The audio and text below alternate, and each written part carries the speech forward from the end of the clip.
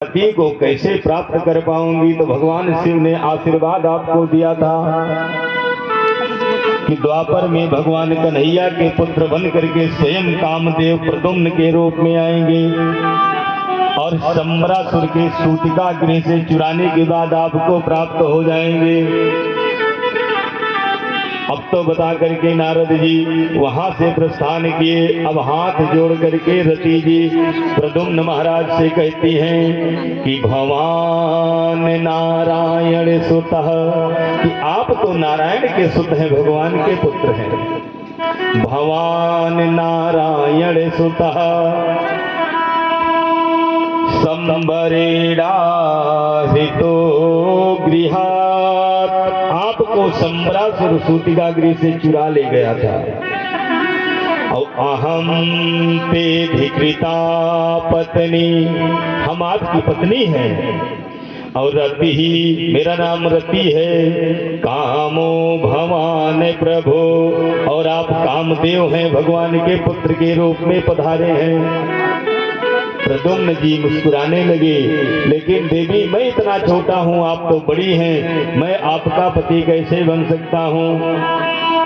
माया कहती है आप चिंता न करिए, भगवान की दी हुई माया की विद्या मेरे पास विद्यमान है। ओह माया मैं आपको देती हूँ, उसी माया के प्रभाव से आप भी मेरे जैसे ही हो जाएंगे। और सुखदेव जी कहते हैं परीक्षित, उसी समय माया ने तमाम माया प्रद्युम्न जी को पुनः वापस कर दिया, जो प्रद्युम्न जी के पास पहले से विद्यमान रहती थी। और प्रद्युम्न जी देखते ही देखते रति के योग्य हो गए। बोले वृंदावन बिहारी लाल की। और उसी समय शंबरासुर के सामने जाकर के प्रद्युम्न और शंबरासुर में एक बड़ा भयानक युद्ध होता है। और उस भयानक युद्ध में शंबरासुर की मृत्यु हो जाती है। और प्रद्युम्न उस समय कामदेव और रति जी दोनों एक सुंदर से रथ के विमान में बैठ करके अब तो अपने यहाँ द्वारिकाधीश अपने पिता भगवान कन्हैया से मिलने के लिए जा रहे हैं। और प्रद्युम्न जी को देखने पर लगता था कि साक्षात कन्हैया ही आ गए हैं। एकदम कन्हैया जैसे ही थे। जब गोपी ने देखा, गोपियों ने देखा, गोपगणों ने देखा, तो विचार करने लगी कि साक्षात मुझे लगता है कि कन्हैया ही चले आ रहे हैं। और यशोदा मैया, रुक्मिणी मैया, देवकी मैया, इन सब का भी मस्तिष्क चक्कर काटने लगा कि ये कन्हैया हैं या प्रद्युम्न हैं। और रुक्मिणी मैया का तो रो रो के बड़ा बुरा हाल हो गया था।